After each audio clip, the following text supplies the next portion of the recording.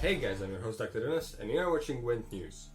In this week's episode we are going to take a look at another amazing Witcher movie, alongside with amazing interview with Jason Slama and some amazing news. A lot of amazing stuff this week, as you can hear. And this week's host is going to be Weissenberg, who brings us his opinions as a returning Gwent player. Let's get to the movie right away. The movie's name is going to be Alzar's Legacy.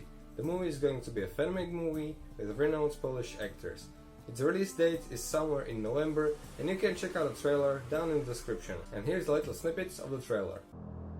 A owo Kermoren, gdzie ci bezecni się gnieżdżą, gdzie ohydnych swych praktyk dokonują, starte być musi z powierzchni ziemi, a ślad po nim solą i saletrą posypać należy.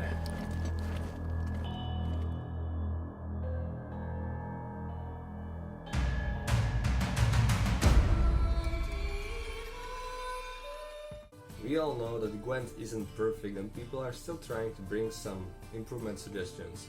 And so did Lightning Radium with its change of Harald Gord. And it's truly the change we all deserve. Another suggestion was brought by Chick_Planet, and this change inclines mostly to the Northern Realms players, as it might really bump up their win rates, as they are not that great right now. So take a look yourself at the card and decide if it's really the card that Northern Realms needs right now. As we know, during the last week a faction challenge took place, and the alliance of Scots and Nilfgaard has proven to be the strongest and won the challenge. I'm certain that many of us can relate to this meme. I myself had numerous sleepless nights because of the one more game saying. On Monday, a really great interview with Jason Slama was conducted by CDPR. They go over some great topics and be sure to check it out. In the past weeks, Europeans have suffered from great temperatures, and it certainly had its impact on the Gwent subreddit. And it brought some interesting memes that you might want to check out right now.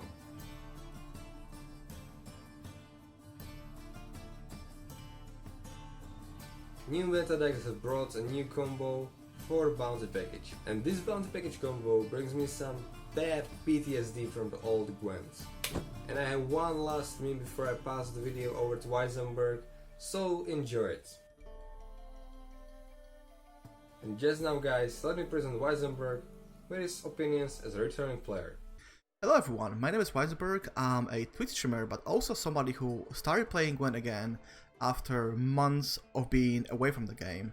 And because of that, I was asked by Dr. Dennis to tell you guys a little bit more about my experience as a returning player, about the reasons I quit Gwent in the first place, about my expectations of the game right now, and my outlook on the future of Gwent.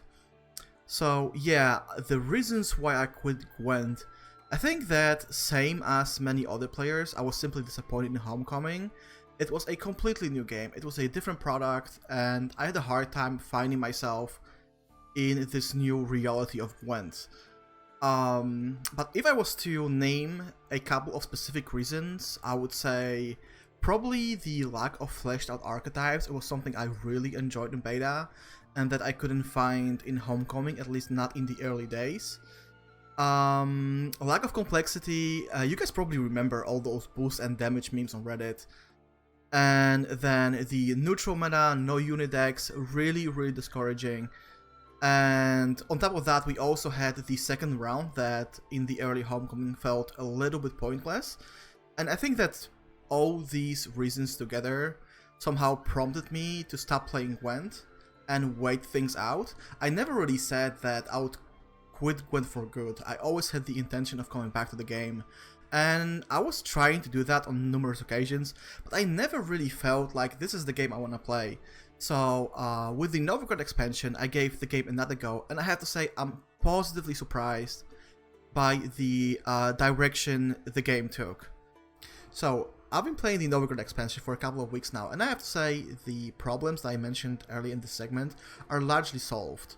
The archetypes are slowly coming back. I think every single faction, or almost every single faction, has at least 2 or 3 viable and fun to play archetypes. I think the only exception is Nilfgaard, which still struggles with its own identity. And this saddens me greatly because in beta I used to be an exclusive Nilfgaard player. I didn't even touch other factions. So I'm still waiting for Nilfgaard to get its own identity, but overall the archetypes are back. They work slightly differently than they did in beta, but they are highly enjoyable. There is a lot of options, and one thing that surprised me the most is the list of must include cards per archetype is much shorter than it was in beta. So as a player, I have much more flexibility when it comes to my own card selection. I can change things in my bronze score, I can change certain golds, I can include more tech cards based on my matchups. So the flexibility is there, and this also increases the overall variety, because now you can see a certain leader and a certain archetype, and you always see that there are different cards than you know, in the previous matchup against the same archetype. And this is something I really enjoy, because it includes that element of surprise, cards you did not expect playing against a specific deck. And this is something I rarely saw in beta, because in beta we used to have maybe 3 or 4 meta decks that were very popular, and you would rarely see anything else. But now we have an immense variety. I think I've played against almost every single leader at least a couple of games. The only exception is Forhis. I don't think I've played against Morvran in this season, but other than that, I've played against every single leader at least a couple of times, and it's amazing. It makes for a very interesting gameplay experience, especially for me as somebody who has to learn this new Gwent. It really is fun to play, because you never know what kind of deck you're going to play against. Even if you see the leader, even if you see the first couple of cards being played, there could still be a lot of surprises, and it's something that I never saw in beta and is the norm now. So I'm really happy when it comes to the archetypes and the overall variety of Gwent right now.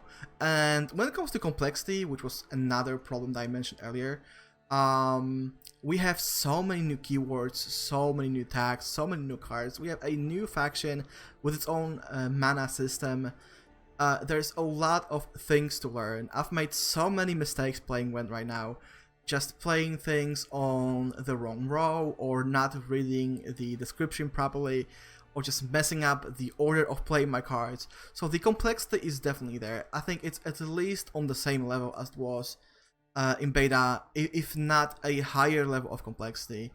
I'm really enjoying this, because this is something that I really like in beta. The game basically being you know, a card version of chess, and you know, it slowly started to fade away in the late days of beta, and then it was completely gone in early Homecoming, but now it's back. There's just so many interesting cards. So many things you need to take into account before you play the card. Really enjoyable. As I already said, it makes for very interesting gameplay and the overall Gwent experience. And another thing that is gone compared to the early Homecoming days is the neutral meta and the prevalence of no unit decks.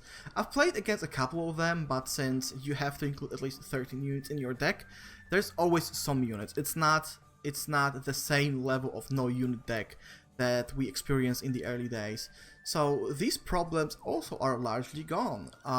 Most factions include a couple of neutral cards, but not to the point where at least half of your deck or most of your decks are actually neutrals. I've never seen the Witcher trio being played this season.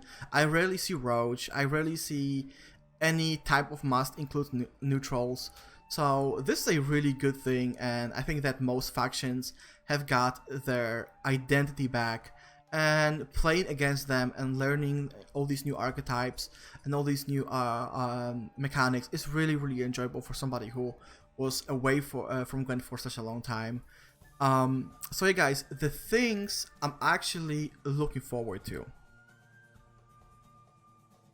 Number 1, bronze overhaul. We know that there is a certain disparity between the power output among factions. We know that Syndicate and Skellige are the most powerful factions right now, and we know that their bronzes actually feel fun to play. So this is something I'm really looking forward to, especially in regards to both Nilfgaard and Northern Realms, because, well, Nilfgaard still has some things going for it. It's basically the Log faction right now, and has I would say half an archetype in soldiers.